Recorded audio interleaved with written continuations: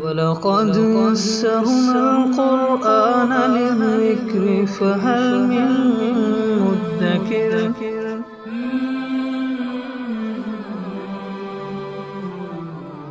سورۃ اللہب۔ اعوذ باللہ من الشیطان الرجیم، بسم اللہ الرحمن الرحیم۔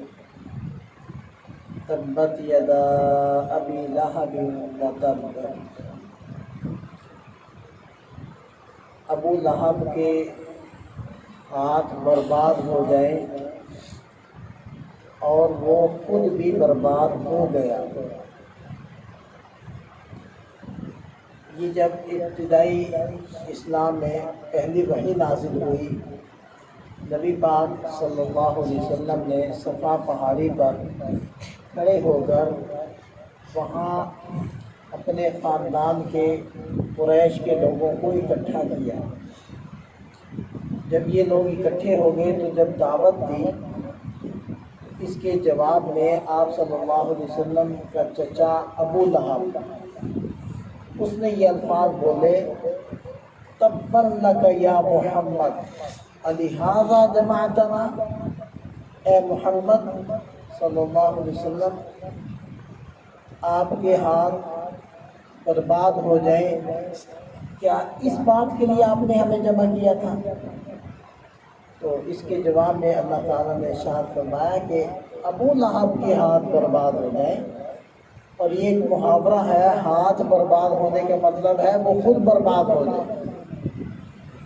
اور آگے ارشاد فرمایا وتب، اور وہ برباد ہو گیا، یعنی اس کی بربادی اس قدر یقینی ہے، جب ہم نے کہا بدعا کے طور پر کہ ابو لہب برباد ہو جائے تو گویا کہ وہ برباد ہو چکا۔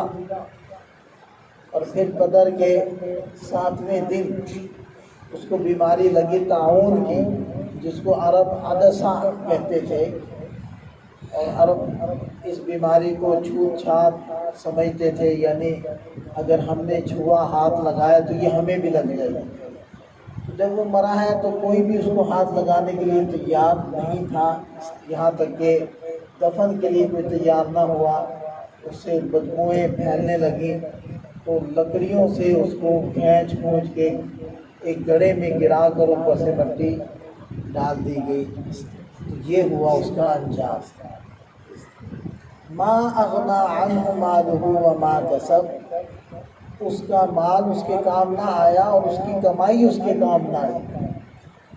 سیصلی نارا ذات لہب، ان قریب وہ داخل ہوگا شعلوں والی آگ میں، ذات لہب، لہب کہتے ہیں شعلے کو۔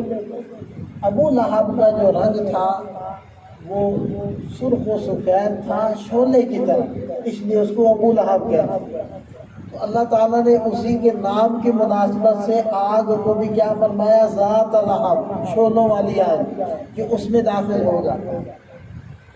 وامرأتہ حمالۃ الحطب، اور اس کی بیوی لکڑیوں کا گٹھا اٹھائے ہوئے، یا لکڑیوں کا گٹھا ڈھوتے ہوئے۔ یہ اس کی بیوی تھی ام جمیل، اور یہ بھی نبی پاک صلی اللہ علیہ وسلم کو ستانے میں، تکلیفیں دینے میں ابو لہب کے ساتھ ساتھ تھی۔ اور اس کی ایک حالت کو بیان کیا گیا ہے کہ لکڑیاں ڈھوتے ہوئے، کہ یہ کنجوس عورت تھی، اس کی کنجوسی کی طرف یہ اشارہ ہو رہا ہے کہ باعزت عورت ہونے کے باوجود وہ بخل کی وجہ سے خود ہی لکڑیاں کاٹ کاٹ کے لاتی جلانے کے لیے، تو یہ اس کی کیفیت کو بیان کر دیا۔ اور بعض روایات میں آتا ہے کہ یہ کانٹے دار لکڑیاں نبی پاک صلی اللہ علیہ وسلم کے راستے میں رکھا کرتی تھی۔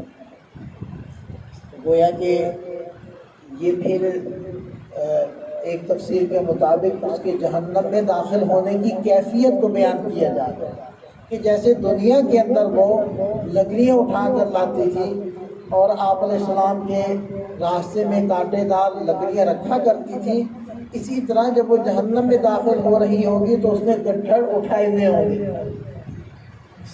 فی جیدہا حبل من مسد، اس کی گردن میں موج کی رسی پڑی ہوئی ہوگی، موج کی رسی، یعنی جس سے وہ لکڑیوں کا گٹھڑ باندھا کرتی تھی، اس کی بھی وہی دو تفسیریں ہو جائیں گی۔ یا تو دنیا میں اس کی حالت کا بیان ہے کہ جب وہ گٹھڑ سر پہ اٹھائے ہوتی تو وہ جو رسی تھی اس نے اس کو گلے پر لپیٹا ہوتا تھا تاکہ وہ گٹھڑ گرے نہ، یا پھر اس کی جہنم میں داخل ہونے کی کیفیت کو بیان کیا جا رہا ہے کہ گٹھڑ اٹھائے ہوگی اور اس کی رسی کا اس کو پھندا لگا ہوا ہوگا، تو اس حالت میں وہ داخل ہوگی۔ تو دیکھیں اس صورت میں نبی پاک صلی اللہ علیہ وسلم کو جو بد دعا دینے والا تھا اور نازیبہ کلمات کہنے والا تھا، وہ کلمات اسی کے اوپر صادق آئے اور وہ تباہ و برباد ہوا۔